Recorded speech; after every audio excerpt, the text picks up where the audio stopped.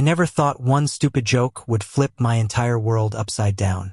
But here I am, standing in front of my best friend of 10 years, his chest rising and falling like he's trying not to explode, while my heart beats loud enough to drown out the night.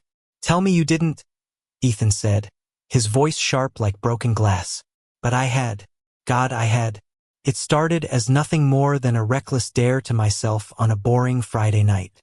Ethan had been nursing a quiet crush on Michael, the golden boy of our campus, for months.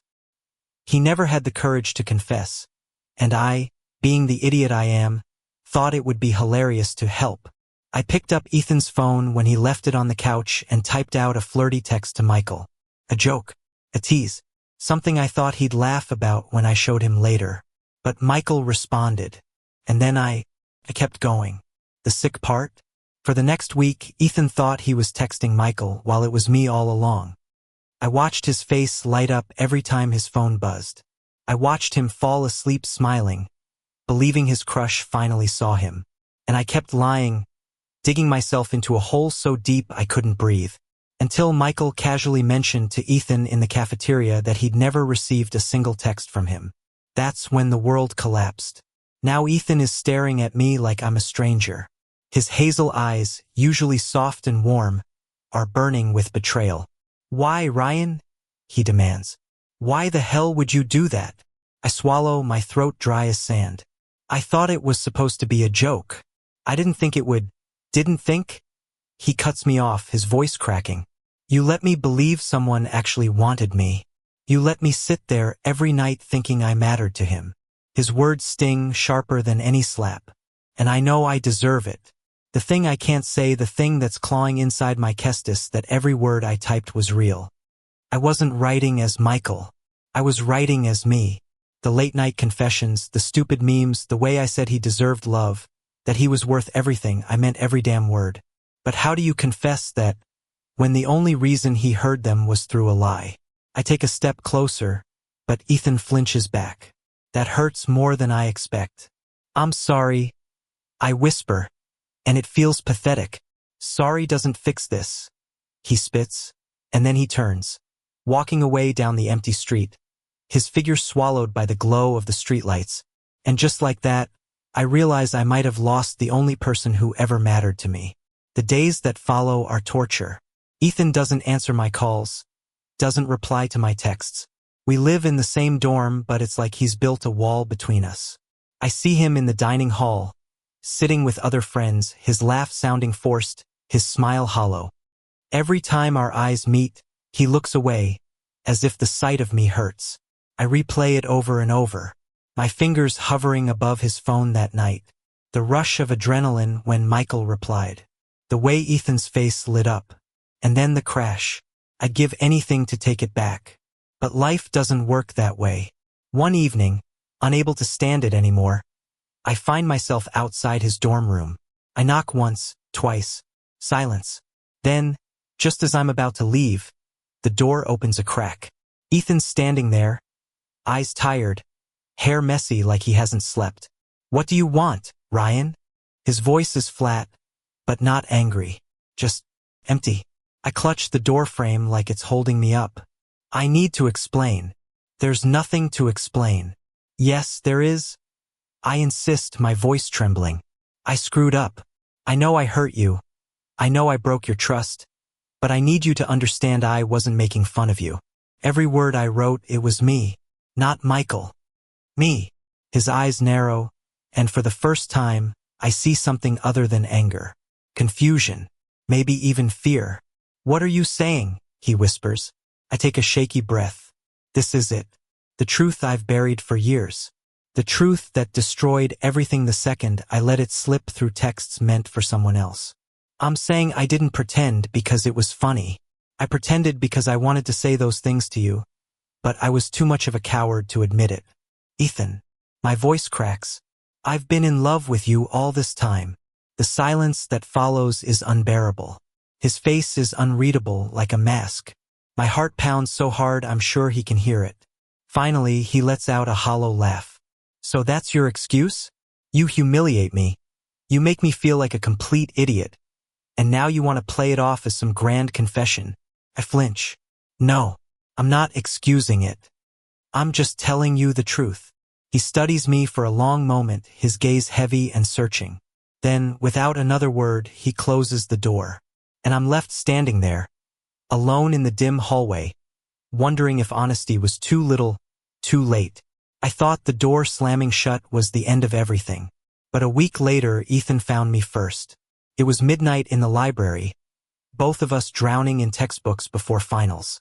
I looked up, and there he was, standing across the table like a ghost I dreamed into existence. His lips pressed together, his hands shoved deep into his pockets. "Can we talk?" he asked softly. For a second, I couldn't move, couldn't breathe. Then I nodded, and we slipped out into the night, the campus eerily quiet, the air crisp with winter. We ended up walking to the empty football field, the bleachers echoing beneath our footsteps. Ethan sat down, staring at the lights glowing faintly in the distance. I sat beside him, my heart thudding like a drum. "I hated you," he said finally, his voice low, almost breaking. "I hated you for making me feel like a fool." I swallowed. "I know. But then I kept thinking about the messages. The way you knew me so well.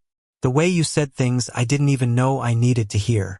He turned his head toward me, his hazel eyes glinting under the pale moonlight. And I realized, Michael could never have written those words. Only you could. My chest tightened. "Ethan, don't," he cut in, shaking his head. "I'm still angry. I don't forgive you. Not yet. But..." He exhaled slowly, his breath misting in the cold air. "I can't stop replaying those words in my head. And every time I do, it feels like I'm already halfway in love with you." Silence stretched between us, fragile and trembling, until I finally whispered, "You don't have to be halfway. I'll wait as long as it takes for you to trust me again." Ethan stared at me for a long time, then looked away, his voice barely audible. "You're such an idiot, Ryan." I laughed, but it came out cracked, broken. "Yeah, I know." Weeks passed. It wasn't easy. Ethan kept his distance, his walls high, but sometimes, just sometimes, I caught his eyes softening when he thought I wasn't looking. He'd sit next to me in class again, though our shoulders never quite touched. He'd reply to my texts with short answers, but at least they weren't silence. One night, we ended up studying together in his dorm, the air between us awkward but familiar. I stretched out on his bed with a groan, tossing my notes aside. "You're hopeless," he muttered, smirking despite himself. I watched him from where I lay, his blonde hair falling into his eyes, his lips pursed in concentration. And I thought about how long I'd loved him, how much I'd risked and ruined just to finally stand here with him. "Ethan," I said softly. He looked up, curious. "Do you ever think about us?" The question hung there, heavy, daring. His brows furrowed, his mouth parting slightly, but he didn't answer. Instead, he got up, crossed the room, and sat down beside me on the bed. His hand hovered near mine, trembling, before finally brushing against my fingers. A spark shot through me, sharp and electric. "Every day," he admitted. His voice was barely above a whisper. Something in me broke open then. I reached for his hand, holding it tightly, terrified he'd pull away. But he didn't. Instead, his grip tightened, his knuckles white, as if letting go would shatter everything. "You hurt me," he said, his voice raw. "I know. You lied. I know." He turned, eyes glistening, his face inches from mine. "But you also made me feel like I was worth loving." The words knocked the air out of me. I wanted to kiss him right then, wanted to pour every apology, every ounce of love I'd buried into that one moment. But I didn't move. I let him decide. And slowly, painfully, beautifully, Ethan leaned forward. Our lips met in the quietest, softest kiss, hesitant at first, then desperate, then tender again. My hands cupped his face, his fingers fisted in my hoodie, and for the first time in months, maybe years, everything felt right. When we finally pulled apart, he rested his forehead against mine, his breath shaky. "Don't make me regret this, Ryan." "Never," I promised, my voice breaking with the weight of it. It wasn't perfect after that. We argued. We stumbled. There were nights when Ethan's doubts rose like ghosts, when he'd pull back, afraid to trust me completely. But I stayed. Every time I stayed. Because love isn't about perfection. It's about showing up, even when you've messed up, even when it hurts. And slowly, Ethan let himself believe me. Believe us.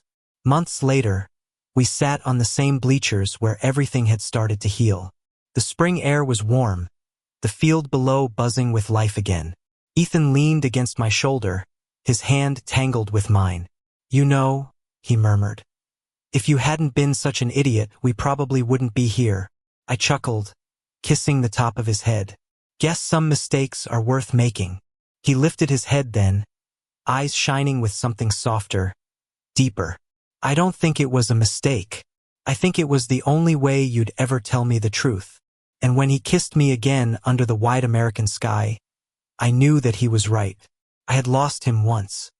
But love, real love, had found its way back through pain, through mistakes, through every broken piece we dared to put back together.